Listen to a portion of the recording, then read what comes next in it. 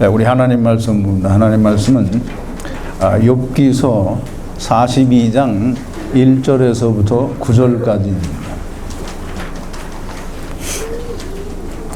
프린트에 1번부터 9번까지 프린트를 했으니까 제가 한 절 읽고 여러분도 한 절 읽고 교독하겠습니다. 그리고 마지막 9절은 우리가 함께 봉독합니다.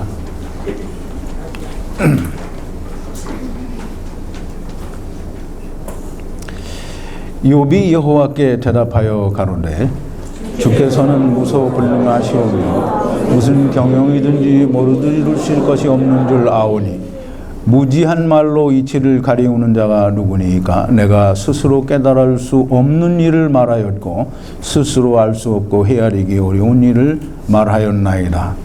내가 말하겠사오니 주여 들으시고 내가 주께 묻겠사오니 주여 내게 알게 하옵소서. 내가 주께 대하여 귀로 듣기만 하였었다니 이제는 눈으로 주를 배움나이다. 그러므로 내가 스스로 하나고 티끌과 제 가운데서 회개하나이다. 여호와께서 욥에게 이 말씀을 하신 후에 대만 사람 엘리바스에게 이르시되 내가 너와 네 두 친구에게 노하나니 이는 너희가 나를 가리켜 말한 것이 내 종 욥의 말같이 정당하지 못함이니라. 너희는 수송아지 7과 수양 7을 취하여 내 종 욥에게 가서 너희를 위하여 번제를 드리라. 욥이 너를 위하여 기도할 것인즉 내가 그를 기쁘게 받으리니 너희의 우매한 대로 너희에게 갚지 아니하리라. 이는 너희가 나를 가리켜 말한 것이 내 종 욥의 말과 같이 정당하지 못함이니라. 다 같이 읽습니다. 이에 대만 사람 알리바스와 소아 사람 빌닷과 나아마 사람 소발이 가서 여호와께서 자기들에게 명하신 대로 행하니라. 여호와께서 욥을 기쁘게 받으셨더라. 아멘. 우리 잠깐 기도하겠습니다. 거룩하신 여호와 아버지 하나님, 우리는 참 미련한 자들이니이다. 우리는 하나님을 떠났으면서도 하나님을 떠난지 알지 못하였고 사단이 가리운 그 가리움 속에서 이 세상이 주는 것이 모든 것인 줄 알고 그리 살았습니다. 아버지 하나님, 이제 그러하오나 하나님께서 저희들에게 알려주셨사오니 우리가 어디에서부터 왔으며 우리가 어디로 돌아가야 하는지도 알게 되었사오며 하나님께서 저희들에게 원하시는 것은 이 세상에서 무엇을 하기를 원하시는 것이 아니라 이 세상을 떠나서 하나님께 돌아오기를 바라시며 오직 혼자서 오지 말고 누군가를 꼭 데려오라고 하시는 주님의 말씀을 생각하고 우리가 하나님의 말씀을 깊이 생각하며 우리의 마음에 새기고 그 하나님의 말씀을 이루게 되기를 원합니다. 하나님의 성령을 부어주시고 지혜와 명철을 주셔서 우리가 하나님의 뜻을 이루는 자들이 되게 하여 주시옵소서. 누룩이 되게 하여 주시옵소서. 오늘 우리가 묵상하는 하나님의 말씀을 통하여 하나님께서 우리를 어떻게 사랑하시는지를 깨닫는 자들이 되게 하여 주시옵소서. 예수님의 이름으로 기도하옵나이다. 아멘. 시간이 자꾸 촉박해지니까 자꾸 이제 섭섭해지는 것 같아요.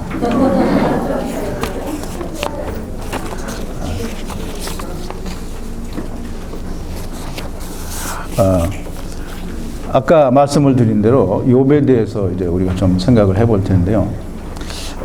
저도 이 욥기에 대해서 상당히 많이 뭐 불편했다고 하면 좀 말이 안 되겠죠. 하나님 말씀을 불편할 수는 없는데 이게 불편한 이유가 뭐냐면 그 담겨져 있는 뜻을 모르니까 불편한 거예요. 알 수가 없어서. 욥기를 통해서 하나님께서 우리에게 말씀하시고자 하는 것이 무엇인가? 욥에는 그리스도가 어떻게 나타나 있는가? 욥기를 통해서 우리 구원받은 사람들이 어떻게 해야 된다고 하는 것을 말씀하시나 하는 것을 참 오랫동안 많이 생각해 봤어요. 근데 욥기는 또 읽기도 되게 힘들어요. 내용이 전부 두 친구들과 욥이 싸우는 내용인데 서로 자기들이 잘났다고 하니까 그 내용도 쉽지 않은데 읽고 그 뜻을 이해하는 것도 되게 어려워요. 그래서 뭐 열심히 읽어는 보는데 여전히 그 뜻을 알기가 쉽지 않아요.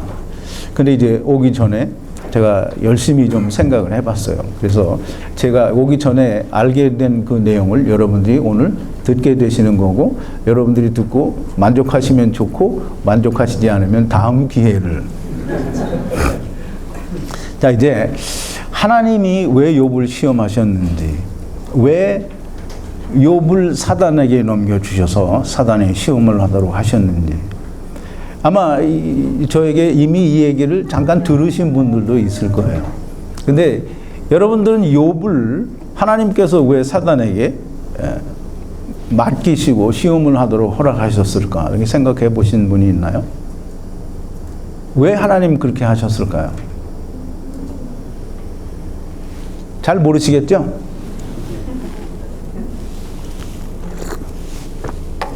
그러니까 이제 내가 마음 놓고 내 마음대로 말해도 여러분들은 할 말이 없는 거예요.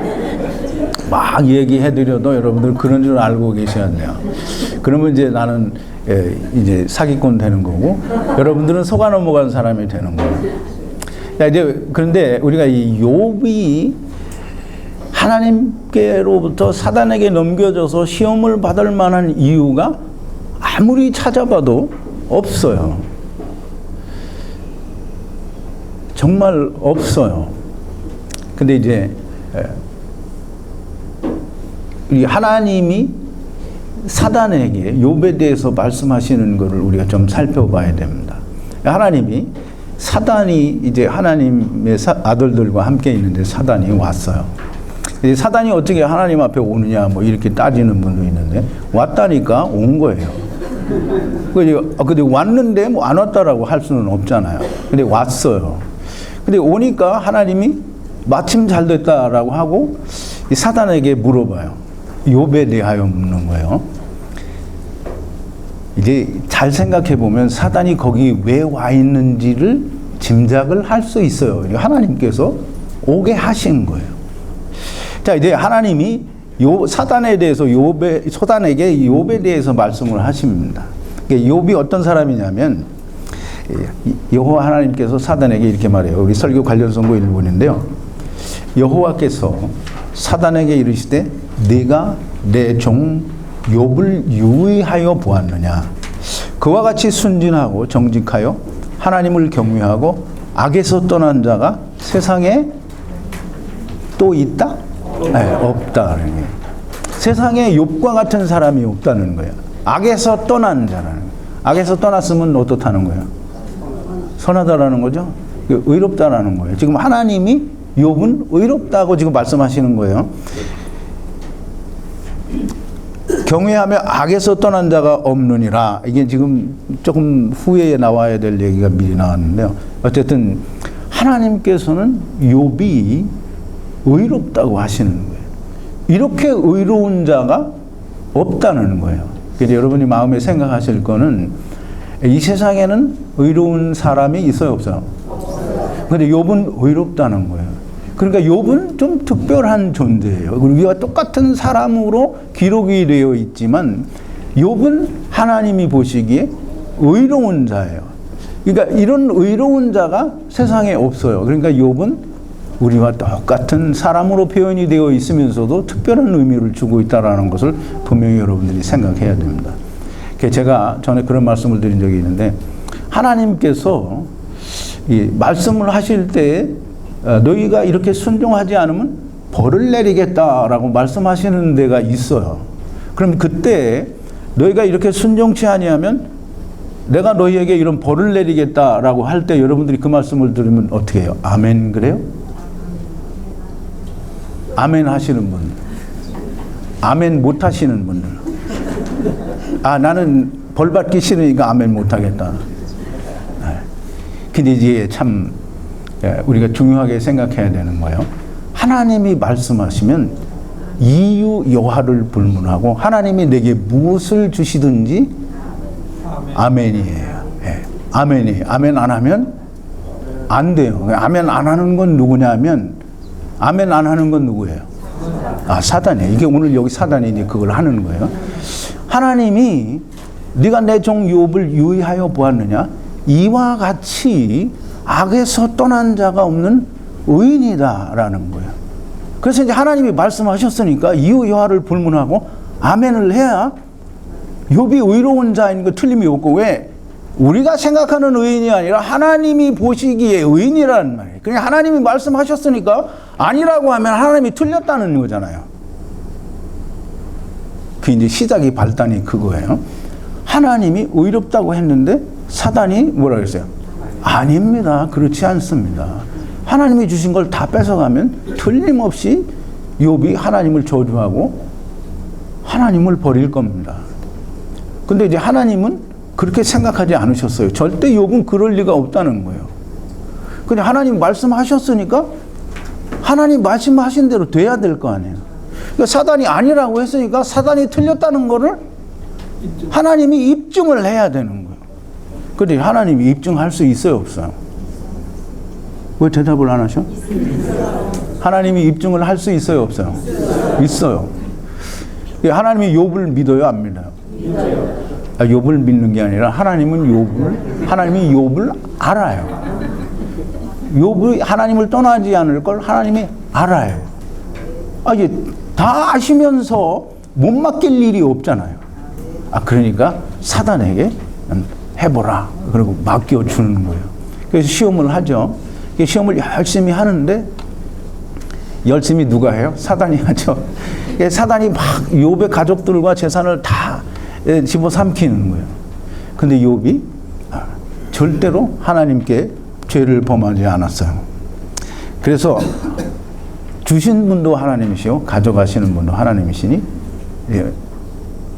이거 하나님께서 하나님 거 가져갔으니 내가 탓할 게 없다는 거예요. 그 입술로 하나님 앞에 범죄하지 않았다라고 얘기를 해요. 근데 이제 사단이 다시 하나님 앞에 왔어요. 이제 사단이 와야만 해요. 왜? 하나님께서 해보라고 해서 다 했는데 결과를 서로 또 얘기를 해야 될 거 아니에요. 하나님이, 야, 그래, 너 돌아다니면서 욥이 어떻게 했는지 봤느냐? 네가 까닭없이 나를 격동하여 욥을 치게 하였어도 욥이 하나님께 범죄하지 않았다. 그러니까 이제 사단이 네, 맞습니다, 아멘, 할렐루야 했으면 아무 문제가 없죠. 이제 결과가 나왔으니까 또 할 리가 없어요. 아무것도 할 일이 없다는 말이에요. 근데 또 사단이 토를 달았어요. 뭐라 하냐면, 그건 그렇고요, 이런 걸로 했으면 좋겠는데 그것도 안 하고, 그럼 이제 욥을 들어서 치시면 욥이 하나님을 저주할 겁니다. 그러니까 또 하나님은 욥이 하나님을 배반할 거라고 알아요? 아니면 배반 안 할 거라고 알아요? 이제 그러니까 문제가 없어요. 하나님이 또 맡기는 거예요. 그래서 그러면 너 네가 목숨만 가져가지 말고 네 마음대로 해봐라. 그래서 이제 사단이 또 가서 욥을 말할 수 없이 치는 거예요. 그러니까 욥의 고통이, 욥의 친구들이 와서 욥을 보는데 일주일을 말을 안 했대요. 할 말이 없는 거예요. 그 시절에 그 왕과 같은 그런 신분을 가지고 있고 그런 막대한 재산을 가지고 있고 아들, 딸들이 10몇 명인가 있고 이런데, 욥이 당한 그 고난을 보니까 이 친구들이 보고 할 말이 없는 거예요. 그래서 일주일 동안이라고 그러죠.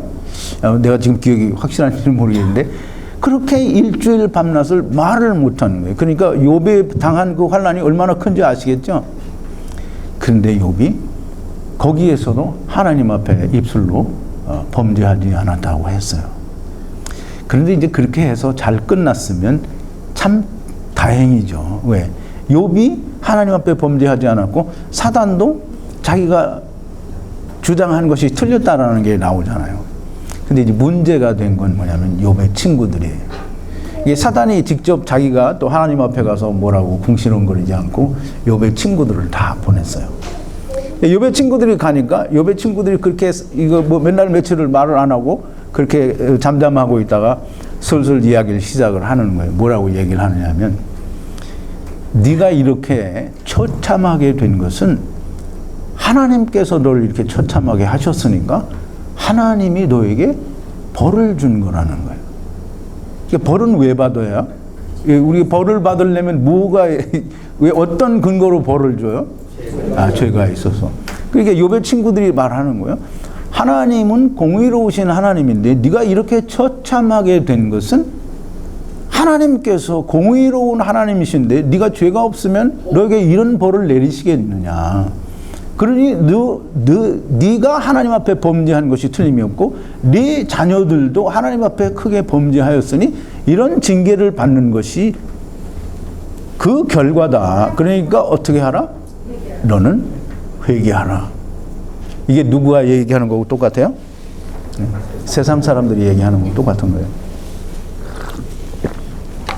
우리가 날마다 세상을 살면서 죄를 짓잖아요. 그러니까 그거 회개해야 된다는 거예요. 하나님이 욥은 죄가 없다고 했고 또 의로운 자라고 했는데 사단은 이제 친구들을 불러서 하나님을 왜곡하는 거예요. 네가 이렇게 벌 받은 것은 뭐 사단 때문에 하나님이 그렇게 맡겨주신 건데 사단은 거꾸로 네가 이렇게 벌을 받는 것은 하나님 앞에 네가 무슨 죄를 졌고 네 자식들도 무슨 틀림없이 죄를 범했을 거다라고 하는 거예요. 그렇게 싸우기를 욥은 나는 절대로 그런 일이 없다는 거예요. 하나님께서 나를 벌 주실 만한 이유가 자기는 그런 일을 행한 적이 없다라는 거예요. 근데 이제 그 와중에 하나님께 심하게 이렇게 하나님께 대드는 그런 표현이 많이 있어요.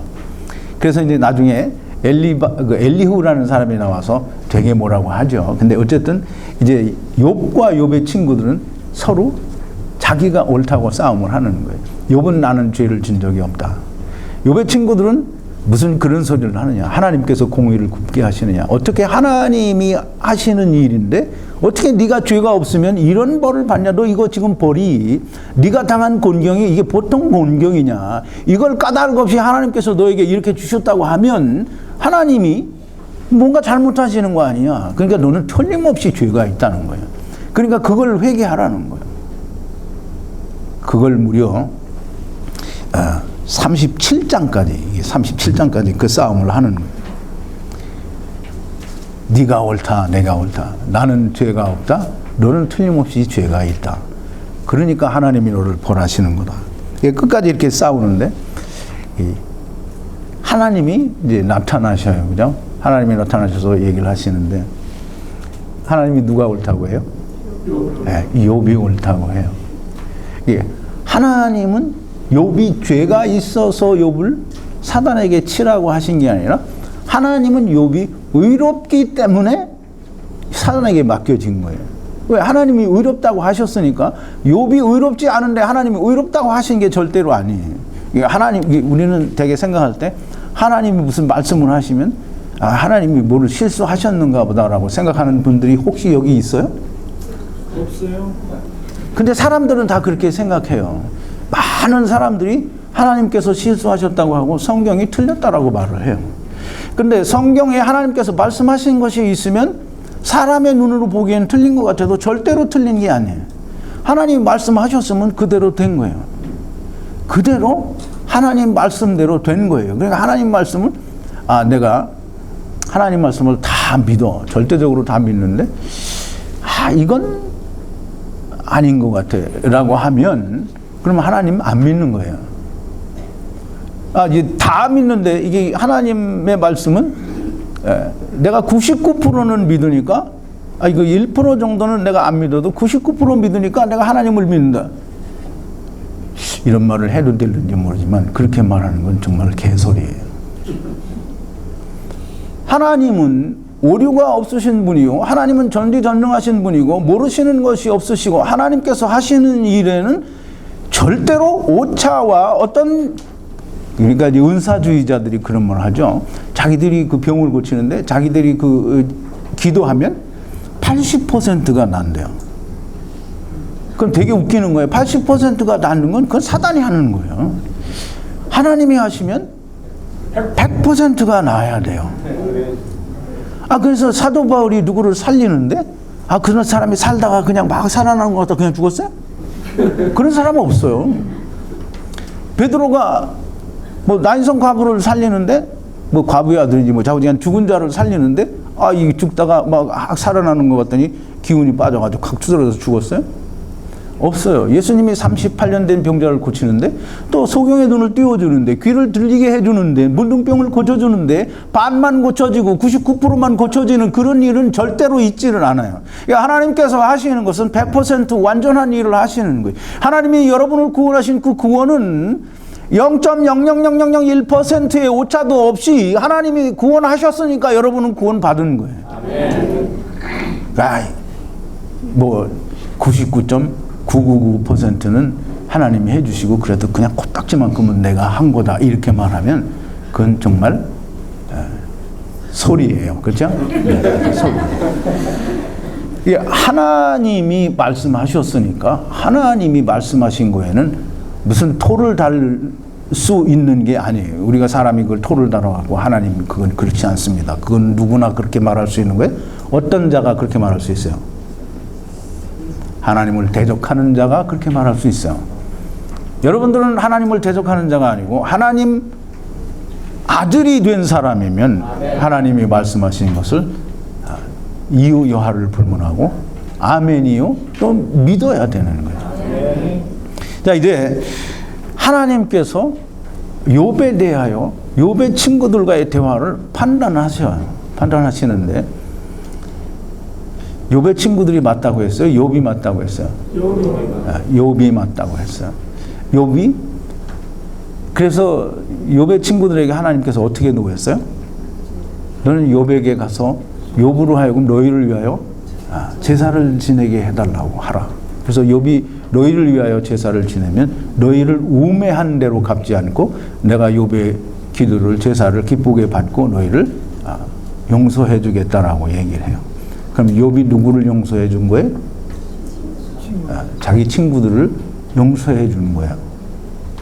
자, 이제 우리가 잘 여기서 생각을 해봐야 됩니다. 욥은 우리와 같은 사람으로 표현이 됐지만 사실상 죄가 없는 자로 표현이 되는 거예요. 의로운 자로 표현이 된단 말이에요. 그러면서 우리가 사람의 몸을 입은 자 가운데 죄가 없는 사람이 누가 있어요? 네. 그럼 욥은 예수 그리스도를 상징하고 예표하는 거예요. 그러니까 예수 그리스도는 죄가 없어요. 그럼 이제 이 욥은 예수 그리스도 안에 있는 모든 자들을 포함해서 대표자로 이야기하는 거예요. 그러니까 예수 그리스도와 그리스도 안에 있는 자들은 죄가 조금씩은 있겠죠, 다? 아니, 세상에서 짓는 죄가 다 조금씩은 있잖아요. 없어요? 그러니까 이제 욥과 예수 그리스도와 그리스도 안에 있는 자들은 죄가 없어요. 그건 누가 얘기하는 거예요? 하나님이 얘기하시는 거예요. 그리스도와 그리스도 안에 있는 자들은 죄가 없다라고 말씀을 하시고, 그런데 욥의 친구들은 죄가 있다고 하죠. 욥의 친구들이 누구냐면 다 사단의 주구들이에요. 그게 누구냐면 세상의 신학자들이요. 또 세상 학문으로 하나님의 말씀을 공부하는 사람들이 그렇게 얘기하는 거예요. 그러니까 세상에서는 다 우리가 세상 죄를 해결해야 된대요. 그러면서 사람들이 뭐라 그러죠? 원죄는 예수님이 다 해결했는데 세상 죄는 내가 회개를 해야 된대요. 근데 이제 참 되게 웃기는 거예요. 여러분들이 그런 말을 들을 때 좀 생각을 해야 됩니다. 예수님이 어디 성경에 보면 원죄를 지고 가셨다라고 성경 어디에 써 있어요? 물론 성경을 처음부터 끝까지 다 읽어보지 못해서 원죄가 어디 나오는지는 잘 모르겠습니다. 뭐 이렇게 말하면, 그러면 안 읽어봤으면 말하지 말라 이렇게 얘기해야 돼요. 그런데 성경에는 원죄라고 하는 걸 말한 데가 단 한 군데도 없어요. 그리고 예수님이 지고 간 거는 원죄를 지고 가는 게 아니라 사람의 모든 죄와 회방 그리고 세상 죄를 지고 가셨어요. 근데 사람들이 그렇게 얘기를 하면 그런 줄로 알아요. 예수님이 원죄는 해결했으니까 자범죄, 세상죄는 우리가 회개해야 된다. 그러면 사람들이 다 그런 줄로 생각을 해요. 그러니까 이게 말을 생각도 안 해보고 그 말을 그렇다라고 생각하는 거예요. 아니, 세상 죄는 예수님이 다 지고 갔다는데 왜 내가 해결해야 된다고 생각하느냐 이 말이에요.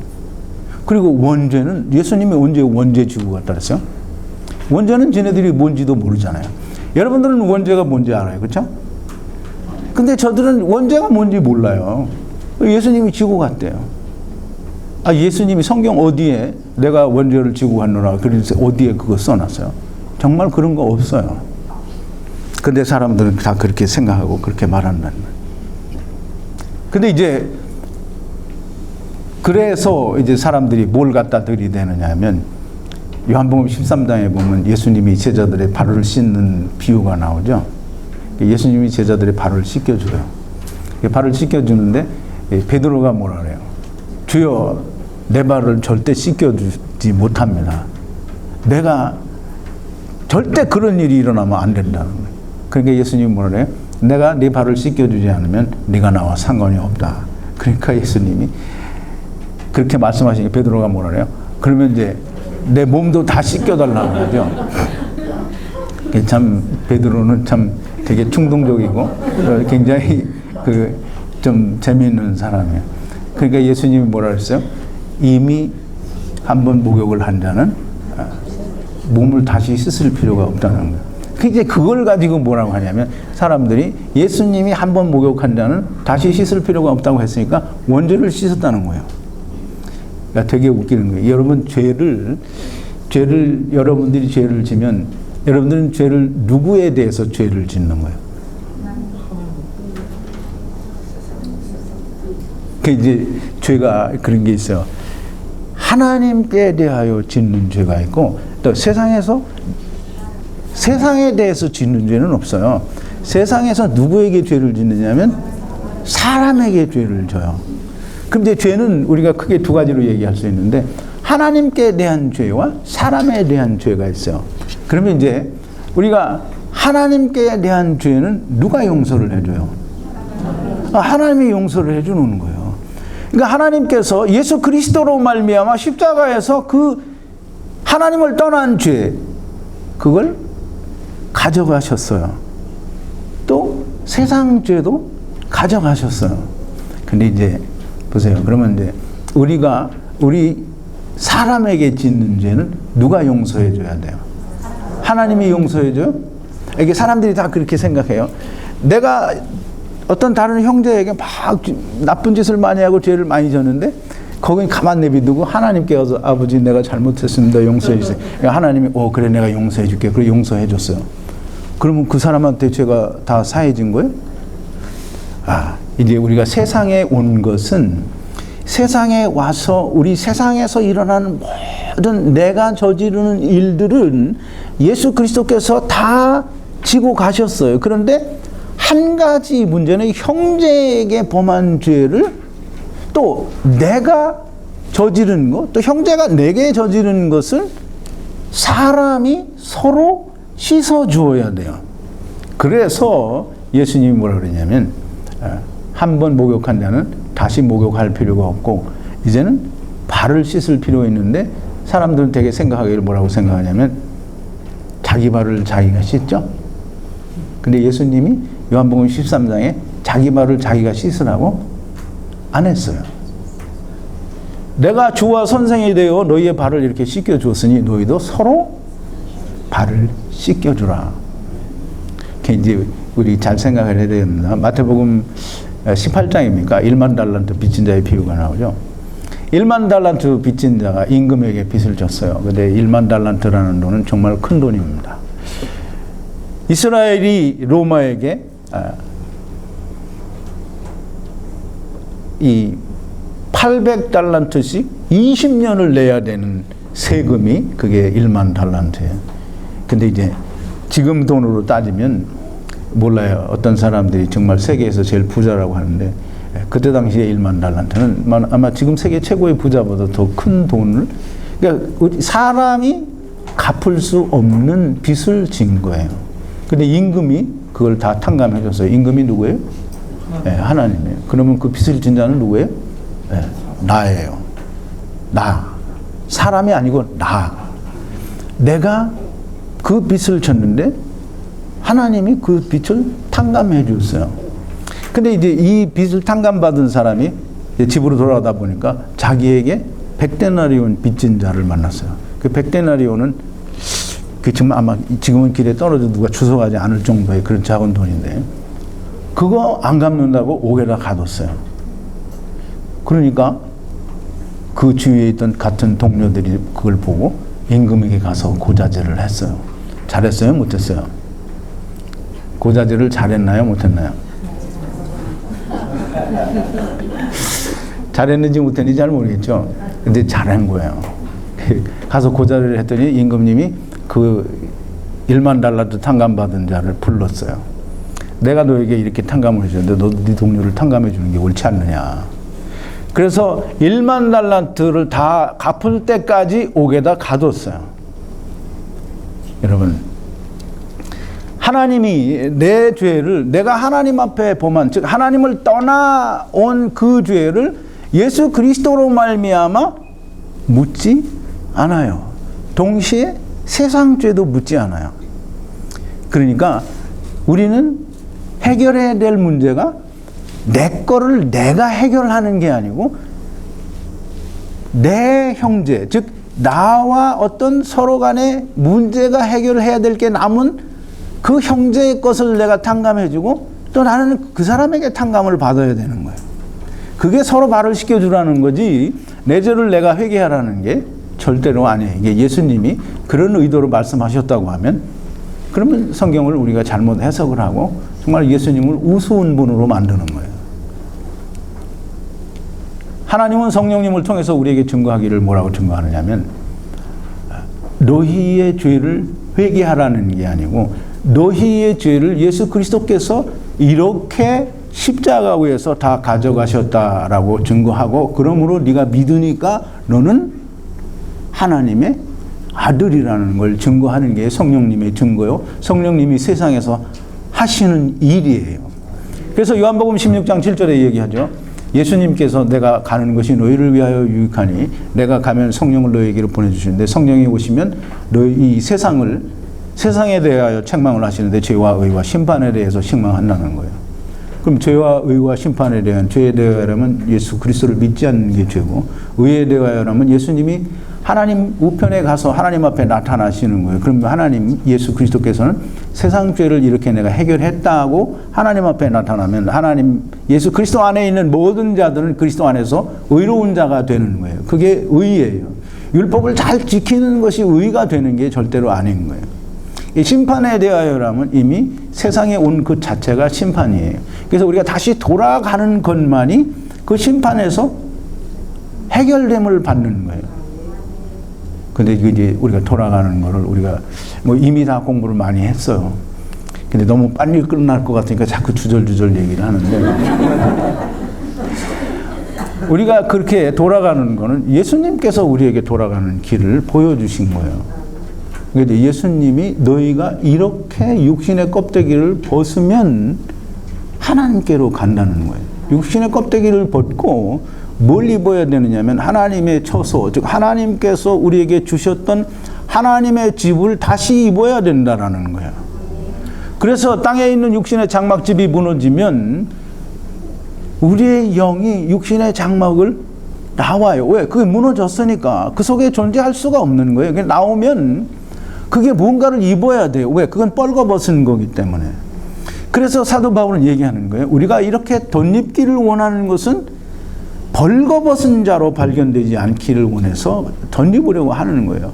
그래서 그리스도의 심판대에서 우리의 몸으로 선악간에 행한 것을 따라서 받으려 함이라 그래요. 뭘 받느냐 하면 하나님의 집을 받는 거예요. 덧입는 게 뭘 덧입느냐면 하나님의 집을 덧입는 건데 그걸 받으려 한다는 거예요. 근데 그 받으려 한다는 헬라어 말에는 돌려받는다라는 뜻이 있어요. 그러니까 그게 무슨 말이냐면 우리가 하나님의 나라를 떠나올 때 버리고 온 그 하나님의 집을 하나님께서 버리지 않고 가지고 계시다가 다시 하나님께로 돌아올 때 그 하나님의 집을 다시 덧입혀 준다는 말이에요. 그래서 사도 바울이 바보가 아닌 다음에 돌려받는다라는 말을 쓰겠느냐고요. 근데 이제 번역은 그냥 받으려 함이라 이렇게 번역이 되어 있어요. 그러니까 돌려받는다는 그런 의미를 배제하니까 많이 뜻이 다르죠. 정말 달라요. 그래서 번역은 그래서 이 원어를 저는 원어를 공부 많이 한 건 아니에요. 그냥 사전만 열심히 뒤지는 거예요. 그래서 사전에서 주는 그 의미를 좀 알아도 성경이 많이 의미가 달라져요. 그래서 우리가 버리고 온 것을 다시 하나님께서 되돌려 주신다라는 뜻이 선악간에 그 몸으로 행한 것을 따라 돌려준다는 거예요. 그럼 이제 선악간에 행했다라는 말은 뭐냐면 선한 방법으로 몸으로 행한 것, 또 악한 방법으로 몸으로 행한 것. 근데 행한 건 뭐냐면 행위를 말하는데 하나님의 일을 이룬 행위를 말해요. 그래서 즉 다시 말하면 몸으로 의를 이루는데 선악간에 이룬 걸 말해요. 그럼 이제 선한 방법은 뭐가 선한 방법이겠어요? 네, 이럴 땐 자꾸 다시 물어보게 돼요. 선한 방법이 뭐라고요? 하나님의 방법. 악한 방법은 뭐예요? 사람의 방법은 80점. 내가 하는 게 그게 악한 방법이에요. 내가 하는 건 누가 시켜서 하는 거예요? 사단이 시켜서 하는 거예요. 그러니까 내가 막 나를 정화시키고 또 성화시키고 나를 거룩하게 만들고 내 죄를 내가 깨끗하게 하고 이렇게 하는 게 그게 악한 방법이에요. 내가 하는 거예요. 그러니까 사단이 우리를 처음에 유혹하고 꼬실 때 그렇게 한 거잖아요. 하나님이 없어도 우리가 우리를 선하게 할 수 있다는 거예요. 그 이제 선악과에 대한 의미를 잘 모르면 성경을 모를 수밖에 없어요. 그런데 그래서 사람은 항상 다 자기를 내세우게 돼 있어요. 내가 내 생각에는. 그래서 이제 예수 믿는 사람들과 예수 믿지 않는 사람들이 서로 싸울 때 보면 예수 안 믿는 사람들은 뭐 내 생각에는 내가 이런 말 조금 덜 해요. 근데 예수 믿는 사람들이 만나서 토론을 하잖아요. 그럼 내가 생각하기에는 이 말씀은 이런 거야. 내 생각에는 그 이제 하나님을 떠나온 사람들은 항상 내가. 근데 내가를 버리는 게 내가가 없어지는 게 그게 복음이에요. 그게 하나님이 나는 아무것도 할 수 없는 걸 고백하고 하나님께서 내가 못하기 때문에 하나님께서 예수 그리스도로 말미암아 이루어 주신 걸 내가 믿기만 하면 율법의 요구가 내게 이루어지게 해주신다고 하셨으니 내가 의로워지는 거예요. 그래서 예수 그리스도를 믿고 내가 의로워진다라고 하는 것은 내가 나를 의롭고 선하게 되기 위해서 아무것도 하지 않는 것이 그게 복음인 거예요. 그러니까 많은 분들이 그렇게 얘기하죠. 성령님께서 구원받은 자의 삶을 인도하여 이렇게 살게 해주신다. 그럼 이렇게 어떻게 살게 해줘요? 그분들의 얘기는 다 이렇게 착하게 살게 해준다는 거예요. 근데 성령님은 우리를 착하게 살게 해주는 게 성령님이 하시는 일이 아니에요. 성령님은 세상에 왜 오셨어요? 세상에 오신 목적과 이유가 뭐예요?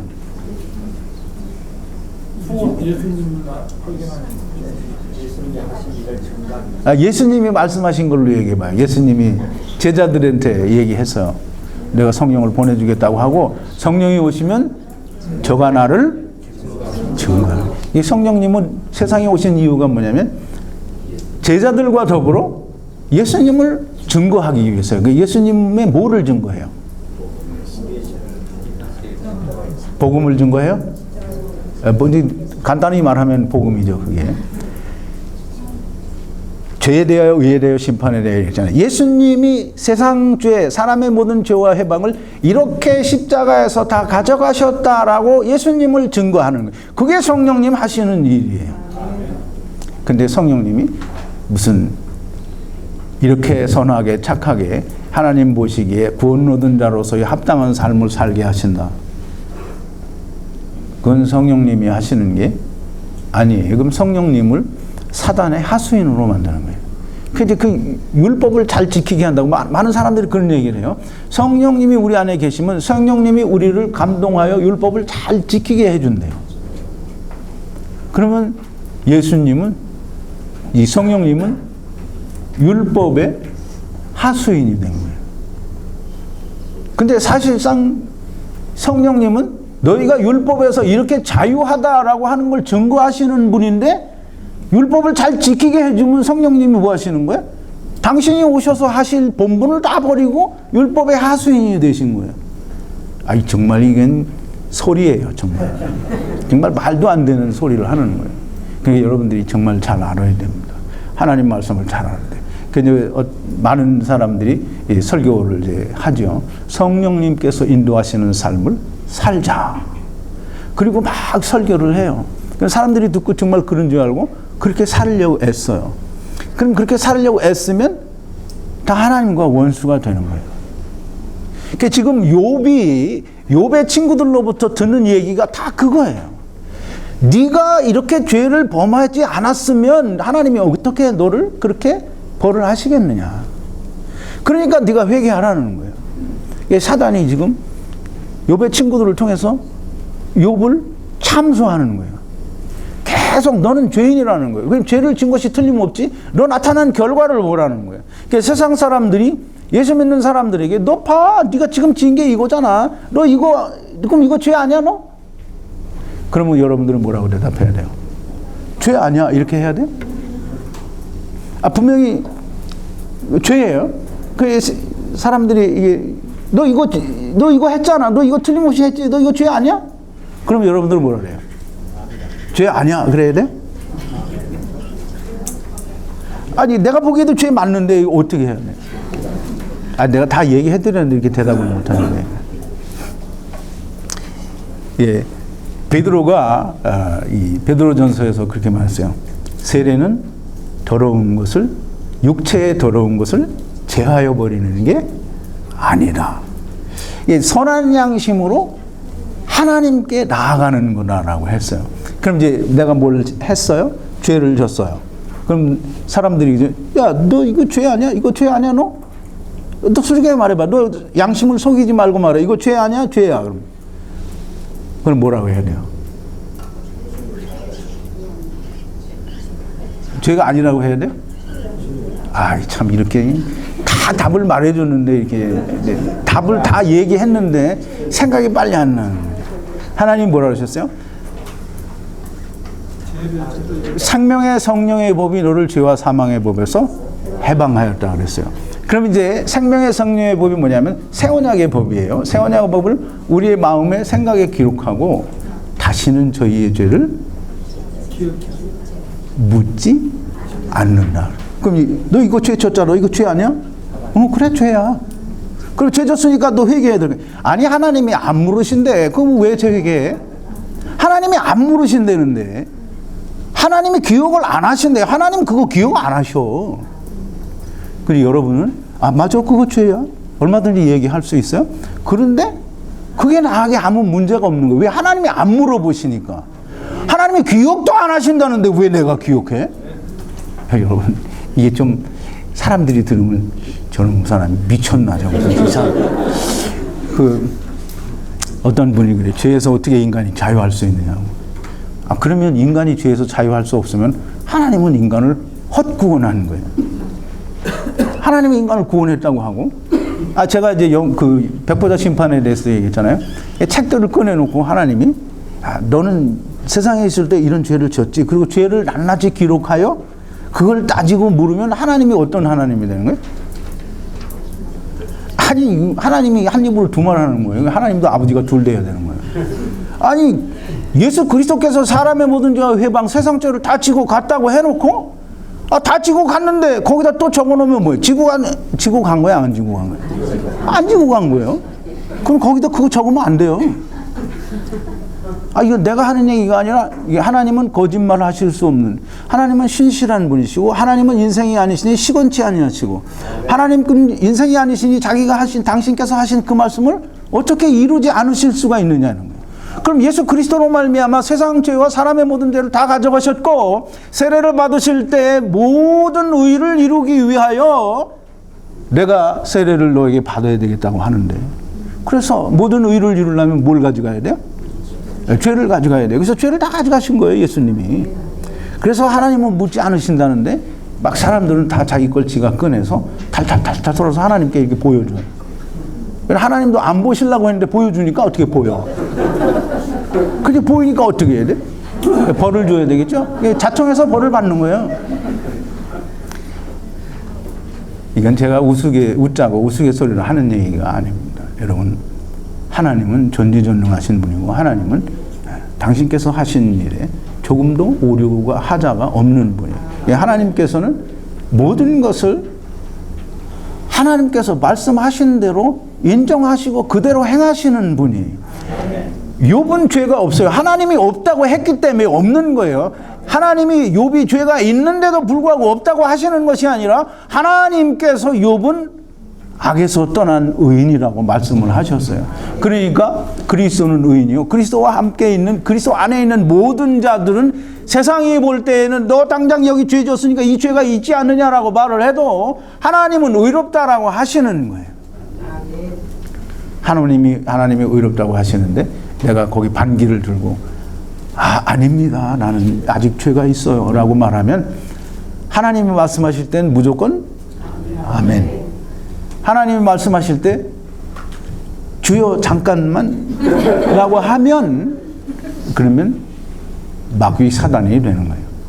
그러니까 마귀 사단의 자식이니까 그럼 나도 똑같이 하면 예수님이 뭐라고 하냐면 너희는 너희 아비 마귀에게서 났으니 너희 아비의 하는 것을 너희도 행하고자 한다라는 거예요. 그러면 하나님 말씀에 대적을 하면 이유 여하를 불문하고 다 마귀의 자식들이 되는 거예요. 여러분 우리가 하나님을 대적질한다 그러는데 이게 아무리 생각해도 나는 절대 그런 거 한 것 같지 않은데 예수님이 나중에 난 너 모른다라고 얘기를 해요. 그럼 예수님이 난 너 모른다라고 얘기하면 그때 가서 주님 내가 그러지 않았습니다. 그러지 않았다고 백날 얘기해봐야 소용이 없어요. 하나님 앞에서 감출 수 있는 게 한 두 개는 있다? 없어요. 전혀 없어요. 전혀 없으니까 내가 아무리 우겨서 주여 내가 주의 이름으로 선지자 노릇도 하고 귀신도 쫓아내고 큰 권능도 행하였습니다 라고 말해도 예수님은 뭐라고 하냐면 불법을 행하는 자들아 내게서 다 떠나가라고 하는 거예요.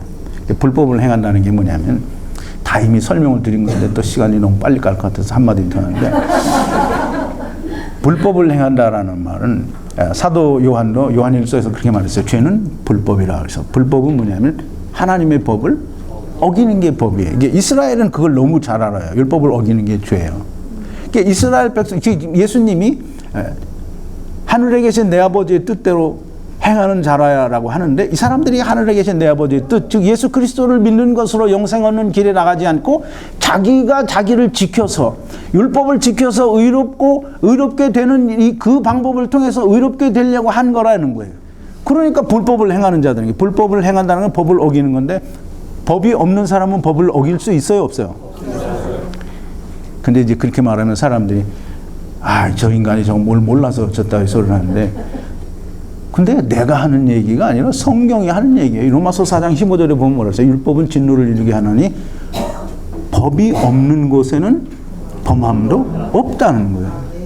그러니까 이제 사람들이 되게 웃기는 게 예수님도 율법 아래 있는 줄 알아요. 예수님은 율법 아래 한번 오셨어요. 율법 아래에서 한번 율법의 요구대로 죽이심을 당하시고 부활하실 때에는 율법 왜 부활하신 거예요? 그럼 우리는 다 그 부활하신 여러분 지금 처음 오시는 예수님을 믿어요? 그건 이스라엘이에요. 여러분들은 다 예수 그리스도께서 오셔서 부활하신 십자가에서 달려 돌아가셨다가 부활하신 예수님을 믿는 거예요. 부활하신 예수님은 어디 있어요? 그럼 여러분은 어디 있다고요? 예수 그리스도 안에 있잖아요. 그럼 여러분은 하늘에 안치운 바가 된 거예요. 그럼 여러분의 생명은 그리스도와 함께 어디에? 하나님 안에 있어요. 이제 시간이 이제 갈 만큼 간 것 같으니까 제발 이 욥기서를 통해서도 하나님께서 우리에게 얘기해 주시는 게 너희는 그리스도 안에 있는 그리스도와 함께 그리스도 안에 있는 너희는 죄가 없다라는 걸 하나님께서 증명해 주신 거예요. 근데 이제 사람들이 그런 얘기를 하죠. 하나님은 왜 사단을 끌어들여서 사단에게 물어보고 사단에게 시험하게 하셨는가?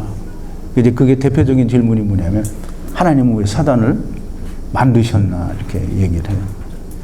근데 이제 사단을 하나님께서 만드시지 않으셨거나 또는 사단에게 하나님께서 욥에 대해 묻지 않으셨으면 그런 일이 없을 거 아니에요.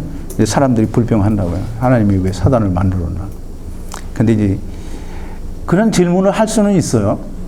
근데 이제 나는 몰라요. 하나님이 왜 그렇게 하셨는지 몰라요. 그러니까 나도 모르니까 대답을 할 수 없고, 성경에 뭐라고 하냐면 너희는 그런 걸 물어보면 안 된다는 거예요. 그래서 토기장의 비유가 나오는데, 질그릇을 토기장이가 만드는데 질그릇을 뭐 오물이나 담는 그릇을 만들고 또 좋은 뭐 포도주를 담거나 좋은 음식을 담는 그릇을 만들어요. 그러면 오물이나 푸는 그릇을 만드는 그 그릇이 토기장에게 너는 왜 나를 이렇게 만들었냐라고 말할 수 없다는 거예요.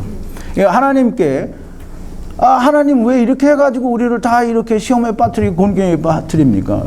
그걸 우리가 물을 수 없다는 거예요. 근데 욥기서를 통해서 하나님께 대하여 말씀하는 아주 큰 욥이 깨달은 말이 있어요. 그게 뭐냐면, 여러분들이 그런 말 알죠? 백문이 불여일견이다.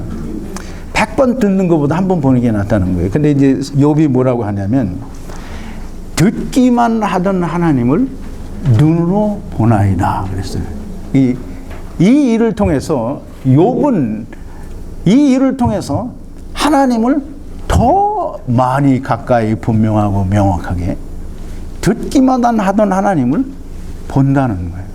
근데 여러분들이 나중에 예수님의 기도처럼 아버지와 내가 하나인 것처럼 저들도 우리와 같이 하나가 되게 하옵소서라는 그 기도가 이루어져서, 여러분이 이제 우리가 다 하나님의 나라에서 아버지와 아들과 우리가 다 하나가 되는, 그래서 그 기도가 이루어지는 날에는 여러분들이 이런 질문 하지 않아요. 왜 사단을 만들었냐 이런 질문 하지도 않고,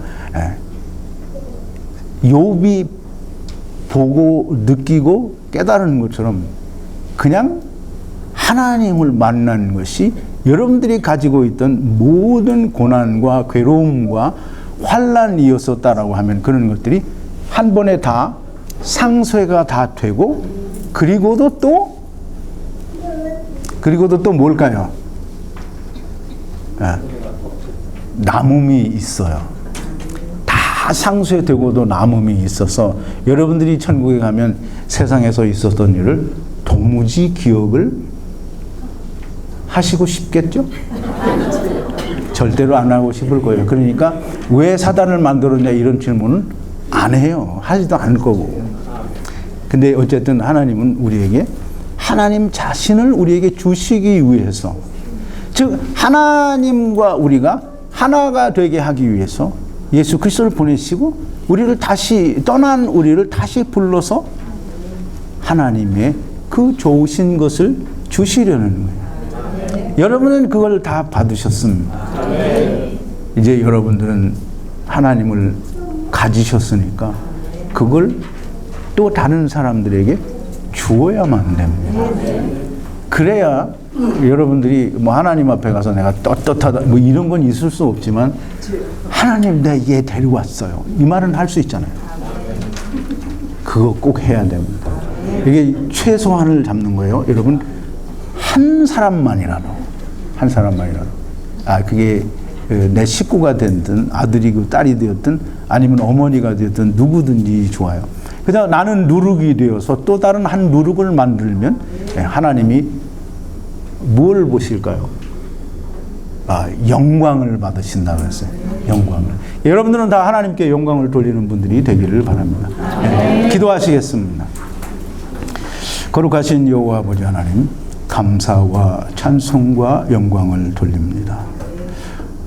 아버지 하나님, 하나님은 인생이 아니시니 시건치 아니하시고, 인생이 아니시니 하나님께서 말씀하신 그것을 어찌 이루시지 아니하시겠습니까?